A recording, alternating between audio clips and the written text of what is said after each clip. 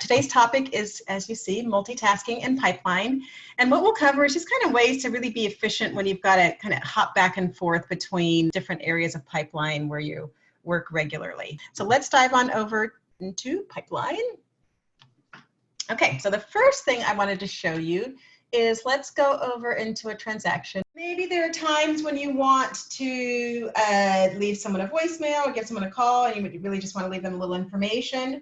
Now that we've got audio messages or audio notes, instead of calling and leaving them a voicemail, you can actually create an audio note that gets sent to them via email. That way you both left the voice message and have it documented in pipeline, right? And the way that that works is the same way as you create a regular email. Go ahead and click note/email to expand it when you're on the transaction. Click audio message instead of the message. Go ahead and speak your message. When you're done, stop it, specify your recipients just as you would with a normal message, and then send it, right? And so that easily, you've created a voicemail, you're probably already in pipeline anyway, so you didn't have to disconnect and go to your phone or whatever. So just a nice way of achieving two goals, getting it in pipeline and leaving that message by using your audio note, okay?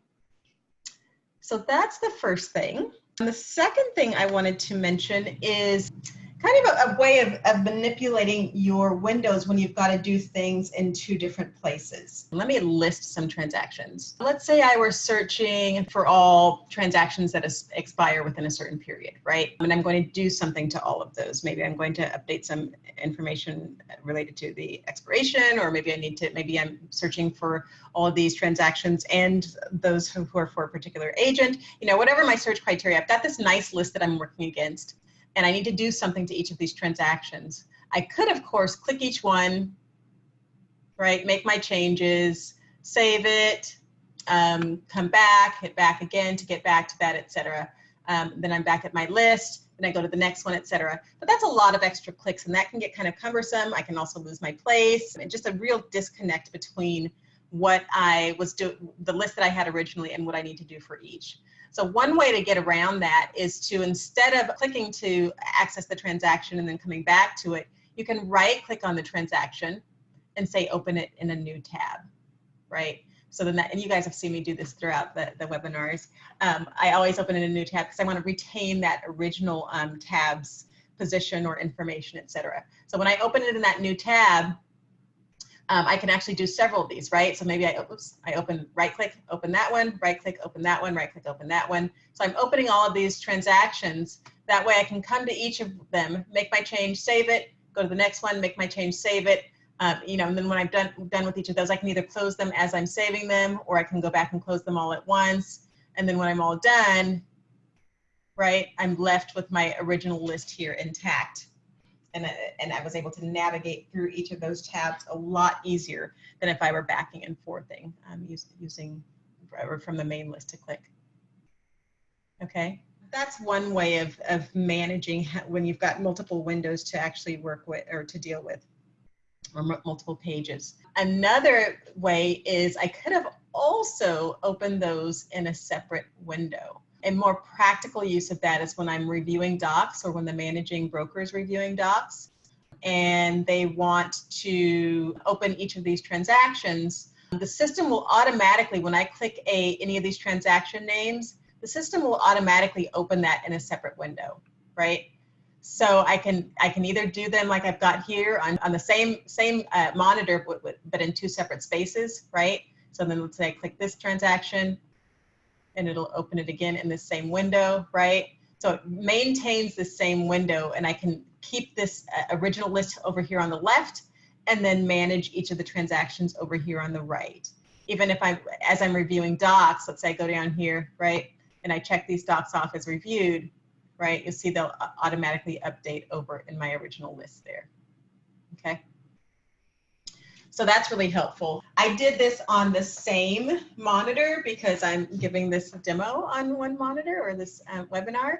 But if you've got two monitors, that's even better.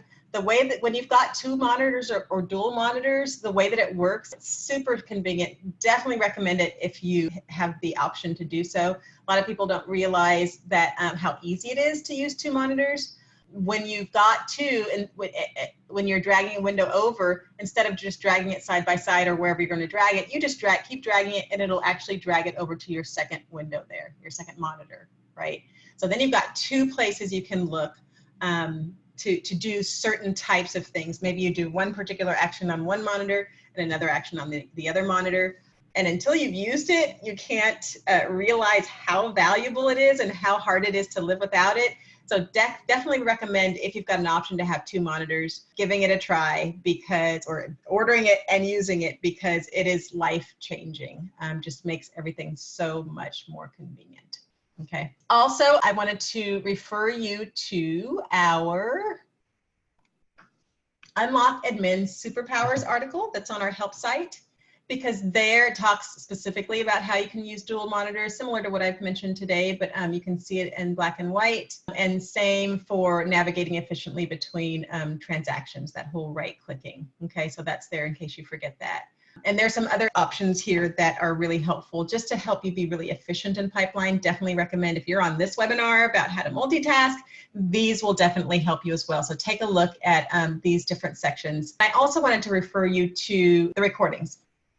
Like I mentioned, we've gone over several since we started here, but some in particular for this topic of, again, being efficient, multitasking, etc. They're not necessarily multitasking, but again, on the efficiency level, apps and tools that work well with pipeline, quick access to the information that you're trying to get to, keyboard shortcuts, and super user reporting tips and tricks. All of those will be super helpful to just getting you really versed in pipeline, able to use it really fluidly, using keyboard shortcuts and commands that you haven't even thought of, a lot of which, and that's in this keyboard shortcuts article here, a lot of which apply to both pipeline or outside of pipeline. So just really useful webinars that I recommend you go ahead and take a look at if you didn't already attend. And that's it. That's all I've got for multitasking and just keeping you super, super speedy in pipeline for what you need to get done, especially when there are multiple things.